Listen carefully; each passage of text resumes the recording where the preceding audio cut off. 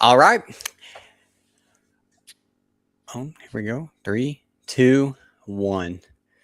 What's going on, YouTube? Welcome back to another edition of Cowboys Game Plan.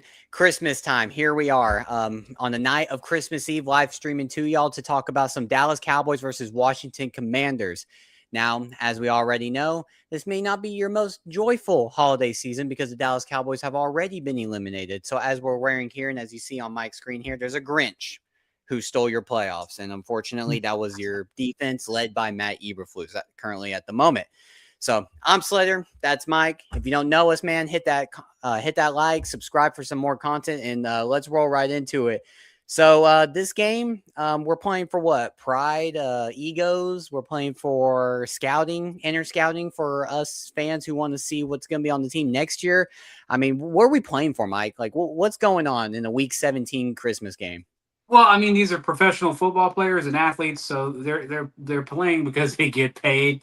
But I'm sure for the most of the leadership on the Dallas Cowboys football team, Dak and CD and those guys, they're playing because this is what they enjoy to do. It's what they love, and it happens to be their job, and they want to win it. Even if it is who was this guy's name, Jimmy Johnson, and Oscar Mayer, I don't know. And then the Washington Commanders, whatever that guy's name is. Yeah, so we've got their off the couch 8-string quarterback. I think he was a fan last week, and at halftime, they did like a raffle, and he Oh, won, and for boom, playing QB for a day. you're a quarterback in the National Football League. So Bam, awesome. bam, bam. That's that backstage pass kind of thing. So that's where we're at on that. But it is what it is. This is where we're at. At this point, we're probably playing to not have a losing season and not Yeah, have a winning season either, but at least be 500. You yeah. can't say it's a losing season if you hit 500, and that's what it is. But it's Christmas Day. We're fans. We'll watch the game. We'll enjoy it. And we'll root for anybody playing the Eagles. Yeah, man. Yeah, anybody playing the Eagles. Yeah, man. Like, they Dallas is favored in this matchup. It's probably because of, like you just said, Josh Johnson is, the guy who won the raffle and he gets to play for the Commanders tomorrow. This is a game where I'm truly just going to be looking at, what you and I decide to do for scouting reports. Right. You're going to be focused on that front seven. I'm looking at that secondary, trying to figure out the mess that we have in the secondary, looking at guys, whether Malik Hooker should stay, whether Donovan Wilson should be re-signed, should Trayvon Diggs get cut or traded. I mean, what are we looking at for this offseason? So it's going to be one of those games. Now, let me ask you this.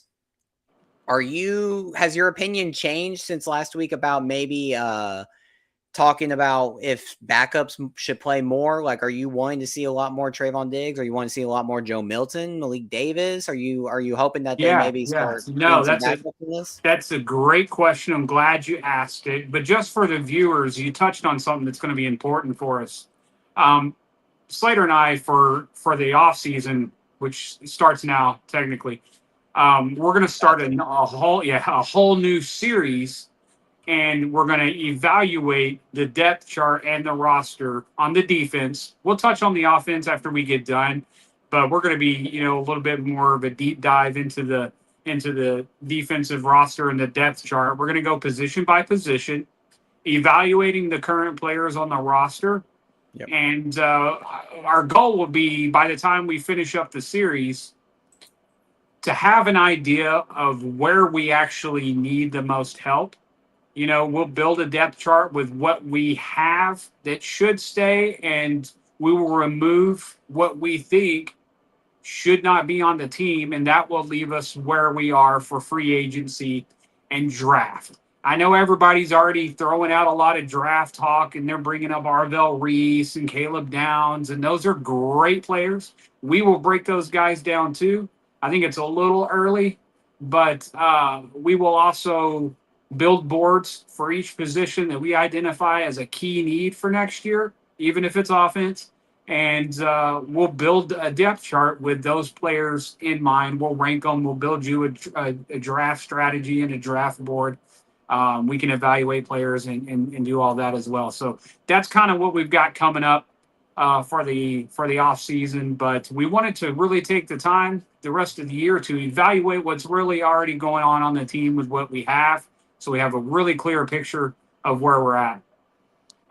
So to the second part of that question, uh, yeah, it's important for some guys to be out there. Now, if you're saying does Dak, CD, George, Tyler Booker, Tyler Smith, and just keep Williams, and we just keep going down the list. Do all of those guys need to be out there the entire game? Hell no. Yeah. I get it. They want to play. They're leaders. They're good. That's what they do. They get paid. I get all of that. They want to play. There's no point in being in this game with any real. I don't even know how to say it. We don't really need to risk much, man. We don't need to be fighting for extra yards and all that stuff. It Yeah. is what it is. Yeah, I'd like for them to win. I'd like to finish, 8-8-1 for the season, and that's all good. But we don't need to risk anybody for that. Two, we've got a lot of players that we don't ever get to see that we need to see. The coaching staff needs to see. You Yeah. know, we need somebody to run out there with Williams. We need that tandem. We need to see who our wide receiving core really is, like who it really is, not just what's listed, but who's really down. Yeah. And there's opportunity for that. We've got injuries. I don't know if Flono's going to play. So, I mean, gives Mingo an opportunity. Williams, there's an opportunity for both Blue and, Izzy. Because I think he's going to be a rock star too. He's just got to get involved in the system. I hope he hangs around to next year. I think there's some potential 1-2 punch combo with him and Williams. I mean, I can go on and on, but that's kind of where I'm at. It's really just about how much the player has played Yeah. as to how much they need to play. Trayvon needs to play the whole game. Yeah. So this is for fans who are maybe new to watching Dallas Cowboys football or NFL football in general. Here's something I'm going to share here. This is how you know that you're not in the playoffs anymore. You're not fighting for anything. Is within the last 3 weeks when they activate basically anybody they could off the IR, open their 21-day window so they can participate in everything. And if they maybe feel like they need to get some reps at the last week or whatever, they'll let them get in. But this is what we're currently looking at as a practice report as of Thursday. So obviously no Josh Butler, no Tyler Guy, no Phil Maffa, no Overshown to concussion, no Payne Turner. Tyler Booker's questionable. Kalen Carson's questionable. Like you said, Flournoy's questionable. And then Quinn Williams is questionable. And it looks like everyone else below that is going to be full participation. The only thing that will be interesting is have you heard about Tyler Smith moving to left tackle? Yeah. And how do you feel about it?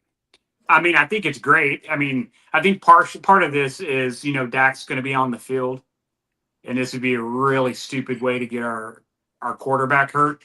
Yeah. So they're going to put the best lineman on the team who's capable of doing that job to do that job. Yeah. It could be a long-term thing, and that's between, obviously Tyler and the front office. They'll take care of him on that. They'll add that clause into his contract. I wouldn't be concerned about that for all the people who are saying, that can't happen. They're not going to do anything that they're not supposed to. They will make it, or somebody will get involved and it'll get resolved. But if that's the best thing for the team and the player, then that's what needs to happen. So I think this is just kind of like a trial run to see if that's a legitimate option and if that can be effective if he were to stay there more permanently. But we'll definitely see. This is a heart check game. This is to get all those guys out there on the field and see which ones of them really want to take a spot. And that's what I want to see. I don't mind if Dak's out there and we get up a couple scores and cruise with this thing. But after that, man, let's put Joe in. Let's put receivers 3, 4, and 5 in. Let's put everybody on the field who hasn't seen much of it this year and let them duke it out. Yeah, no, I agree. I mean, at this point, as a fan, you should want nothing but position competition for whatever is left on this roster and what you can get out of it in the last 2 games.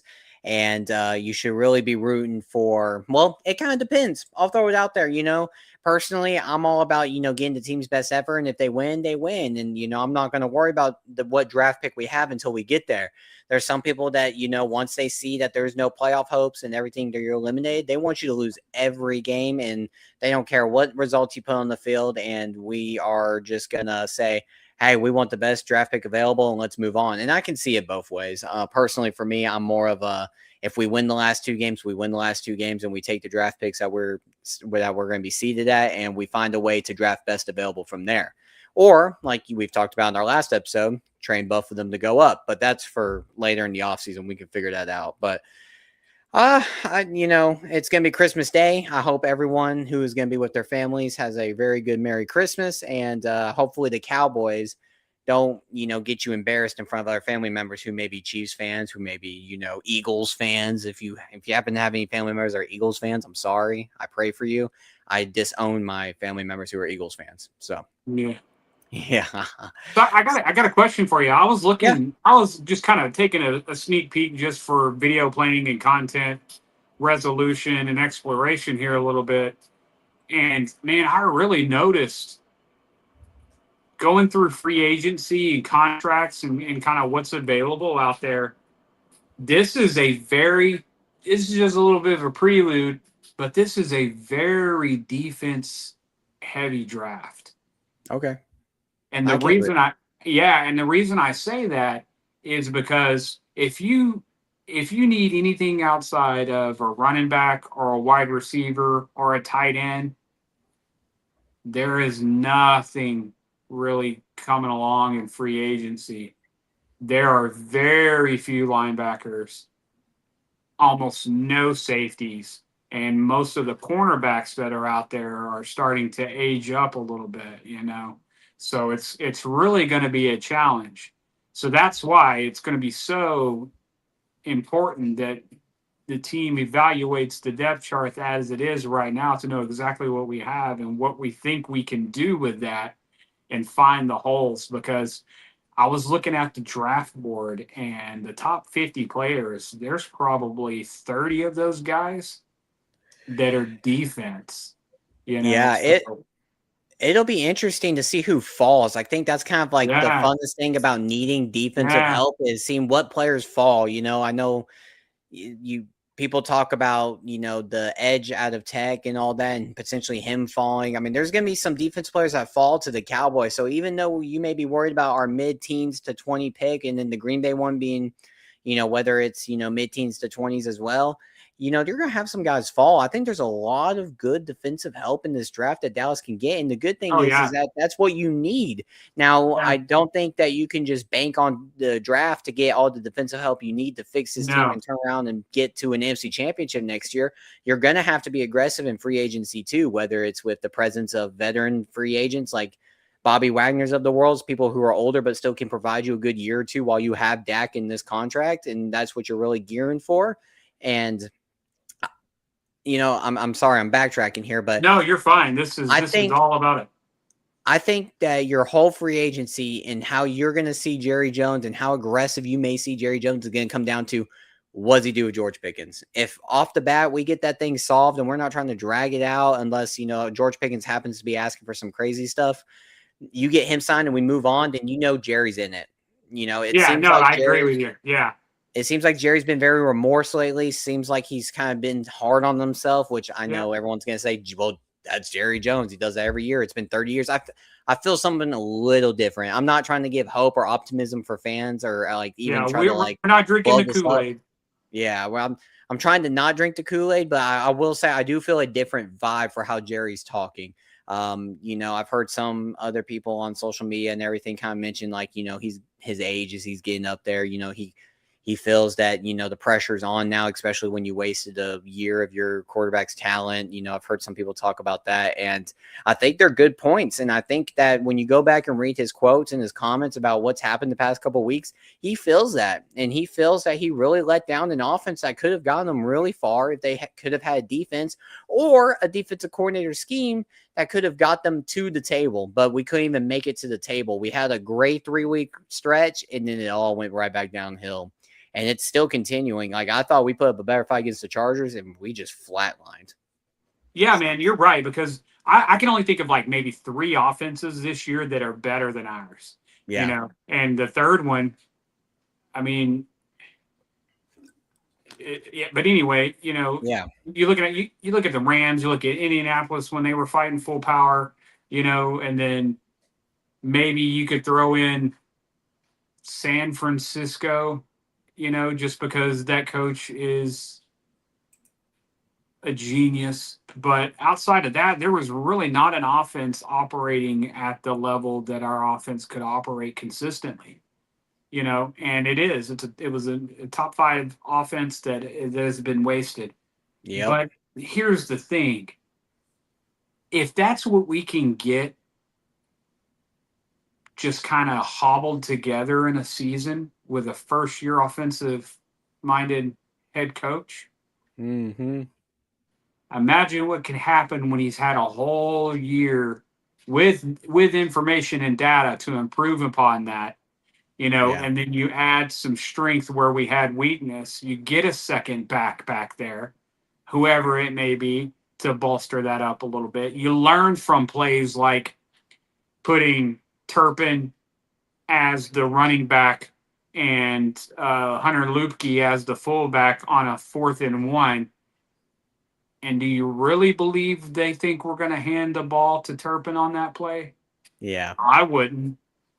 So it's little things like that you learn lessons on, and you go back and reevaluate, and maybe you put Span Ford as a fullback, and then put Lupke as a halfback on that play. You can cook with that a little bit because that's a little harder to guess. And if not, you got some big guys that can push. So just little things like that, and you need that data and experience to catch those little nuances. But I guess what I'm trying to say is. I agree with your point. Waste of an offense. I think Yeah. Jared's feeling it. I got a question for you. How fast would you feel good about Jerry dealing with this defense situation? And 2, is there anything that you could think of, or is there anything that could potentially happen that would make you feel better about Matt Eberflus being here next year, or is that just not an option for you? Not an option. It's so tough because here's the predicament, and we talked about a little bit in the past couple weeks is if you change defensive coordinators, people got to relearn schemes and they got to relearn how the personnel they want and everything like that. Now, I will say this: I'm not supporting Matt Eberflus. I think he should be gone. But you really this defensive coordinator hire has to be the one that's going to be around for 2 to 3 years, whether it is somebody internal or whether it's somebody external, whether they go get Al Harris back or whether they go, hunt down Brian Flores or whether they go hunt down, Todd Bowles if he gets fired from Tampa. I mean, I don't know who it is, but it's got to be somebody who you plan on having for 2 to 3 years, has a proven resume with a defense, and hopefully maybe some kind of scouting department, Brian Schottenheimer and the coaching staff can evaluate what kind of DC they need. Hey, we need a man coverage DC, or hey, we need this DC because he's good at using Trayvon and Bland, and he can find a way to keep Donovan Wilson in the box, and we can draft a safety to fill that passing down, and Malik Hooker. You need somebody who can work with anybody because their scheme is pretty good. And, if I use the DC for Kansas City as a tool because he's been around for a very, very long time. And he's a guy that has been able to work with anybody. They add more key Who's pieces that? of what he wants. That's the Spag, right? Yeah, and Yeah, he's, what he's going to do. Anytime you get down to a third down clutch in the game, he's sending the yeah. heat. And whether you want it or not, it's getting through and it's making a big play. So you need somebody like that who has the experience to put that all together and work with the roster you have. This isn't something that you can expect to give we'll give it 2 years and then our defense will be good. No, we need this defense to be within the top 15, the top 20 at worst Next year, next like year. now. Yeah. Yeah, there's no we can be 20 through 32, and then we'll finally put together. No, this team has to get to a better start next year. I don't know what the schedule looks like. I've seen the opponents, but we talked about this since week 1, week 2, week 3, and also you wasted the opportunity. You lost to Chicago. Yes, Chicago's a pretty good team this year. At the moment, they weren't. They hadn't won the game, and then we started their run. Carolina, you wasted that game. Those are 2 wins right there that keep you in the hunt right now. Imagine having 8 wins going into tomorrow instead of 6. Um, Arizona. Arizona is another great example. That first 8 we talked about being very crucial, and coming at that like 2 losses, Philly and Green Bay. We were like, you got to find a way to win the rest, because those are games that before these teams finally are becoming in the hunt teams, these were teams that were no good at the time, or their record didn't represent it. Um, and then Yeah, we we knew in the messed second, around in those games. We kept them way too close, yeah, and and you the can give signs were there. Yeah, and you could give some fault to Jerry, because he didn't get the move, he didn't make the Yeah. moves until the trade deadline. Sure, but even when the moves happened at the trade deadline, Eberflus seemed only all right because of the offense playing so well. Look at those games. Look how high scoring they were. I mean, this isn't like we weren't shutting people down to all of a sudden 17 points, and we're like, yeah, man. If you say that we did that to the Raiders, congrats. Have you seen Ashton Genty struggle all year? Have you seen? Now I'd be surprised if No, the Raiders keep Pete you're Carroll. correct, man. You're correct. The We were going to Eagles. overtime every other game. It felt like. I will say the Eagles win was impressive. I will give that one as impressive, because you did give up 21, then you shut them out the rest of the game. Sure, I'll give that one. We Kansas were City, lucky we were at home for Green Bay. yeah, Kansas City, you had they're not the same. You can tell. Obviously now you really know they're not the same. I mean, they haven't been able to get right. They Kelsey, played very well that game. I've heard that as well, yeah, and I agree. They're not the Super Bowl champ caliber team that they were. But that's not the team we played. But we played some wily, experienced, give it all, and know how to win veterans, and we yep, stopped them. yeah. No, I But agree. no, yeah, they were a shell of them former selves. Yeah. So, and even then, you're still giving up 30 points in that game. So, what Sure. what did Matt Eberflus provide for you? Look at the Chargers in Minnesota. You let JJ McCarthy gritty on us, man, on a naked bootleg on national TV Sunday Night Football. It doesn't get worse than that. It doesn't get worse for this team than that. And then you go against the Chargers, and like the first 4 or 5 drives are like, man, every drive's been a score. I mean, our offense can't. I mean, most teams are lucky to put up 20, Yeah, that's 30 that's points you're easy. asking for a miracle. Even if you do execute every play correctly and you have the best scheme in the world, the game just does not allow it. There's Yeah. penalties, there's mistake, there's tipped balls, there's all kinds of little bullshit things that can happen that can destroy a drive regardless of your talent and your execution. And that's always going to happen. So even if you have to score every drive, eventually something's going to mess one of them up. And that's Yeah. that's what's going to take you down because your defense is a strainer. Yeah. Here's the scariest thing for me about all of this, and then we'll move on. Um, I'm looking at the depth chart, and we're in trouble. We're Which really in all trouble. over, or just Well, okay, so I'll break it down as fast as I can and try not to get hung yeah, up in the give us some mud. With bullet the, points. Give us some bullet yeah, points. okay, yeah. We're stacked at defensive line. Yep. We've I got agree. we've got defensive tackles for your team and the next team, and if they need some, we got a couple for them too. We're set there. I think we're going to be okay on defensive ends. I don't know how crazy it sounds. I would love to see Clowney come back. I think Ezra is going to take a step forward, and if not, we still got guys around that can do that. Yeah. Linebacker is a challenge.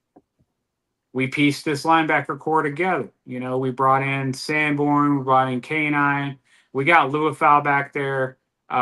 We got Overshown. Overshown's going to be Overshown. I'd like to see Maurice Luafau take a step forward. We got rid of, he went to Texas. I forget his name, but we let him go. After linebacker, it starts to get really, really, really shaky. Really shaky. And I say that because even the depth, the ceiling for those guys is special teams, specific Yeah. team kind of player. You know what I mean? No offense. I'm just saying, but you know, if we don't have Trayvon Diggs and we don't have Deron Bland for 16 games, there's gonna be a problem there. Yeah. Chavon's got it. Chavon should be fine. He's gotta develop. Kalen Carson's showing a little something, but outside of that, if one of those guys were to go or Deron Bland's not ready, we're gonna be in the same boat next year because the draft we You just can only didn't. make up for so much. Yeah, we just didn't draft for long-term veteran aces in those spots. And then when you look at safety, it's the same thing. We didn't draft guys that were meant to be 10-year players. Malik Yeah. Hooker is coming up on 10 years, and he needs to be evaluated as well. So there's some concern and some urgency here. This is going to be a critical turning point for the Cowboys. If we can get the defense to match the level of execution of the offense, we've got something. Yeah.